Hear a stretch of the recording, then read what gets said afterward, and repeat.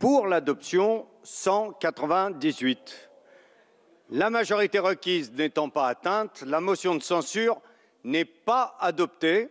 En conséquence, est considéré comme adopté le projet de loi pour la croissance, l'activité et l'égalité des chances économiques.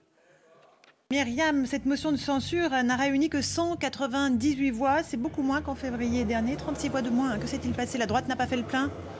Oui, exactement. La droite n'a pas fait le plein parce que même s'il y avait des systèmes de procuration, ils n'étaient pas très nombreux, les députés, dans l'hémicycle tout à l'heure. Et c'est vrai que ces motions de censure sont absolument sans suspense, qui peut-être a dû moins motiver les députés centristes et les républicains. Cette loi est le symbole de la réforme. Ces mots sont signés Manuel Valls et cette petite phrase, elle résume parfaitement l'état d'esprit du Premier ministre dans les habits du réformateur, droit dans ses bottes, le Premier ministre qui veut accélérer, montrer qu'il n'y a pas de pause dans les réformes et qu'il veut gouverner pour les Français, pas pour un camp, fût-il le sien. Voilà donc ce qu'il faut retenir du discours du Premier ministre. Cette loi, maintenant, elle va partir au Sénat pour revenir ensuite à l'Assemblée pour une adoption, cette fois totalement définitive, si je puis dire. Elle va peut-être à nouveau faire l'objet d'un passage en force, un nouveau 49.3. Il faut savoir que le gouvernement peut utiliser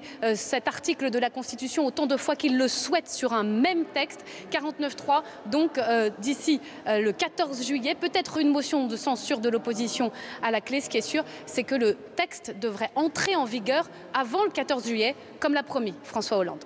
Un dernier mot, Myriam, sur ce vote où la droite et l'extrême gauche ont uni leurs forces. C'est très symbolique de la fracture qui existe désormais entre le Parti socialiste et la gauche de la gauche. Oui, absolument. Une fracture qui se fait de plus en plus profonde. La dernière fois, en février, ils étaient 6 sur 10 députés du Front de gauche et des communistes à avoir voté cette motion de censure. Ils sont plus nombreux 4 mois après. Ils sont 9 sur 10, ce qui veut dire qu'il y a bien un divorce entre la gauche de la gauche et la majorité socialiste et écologiste.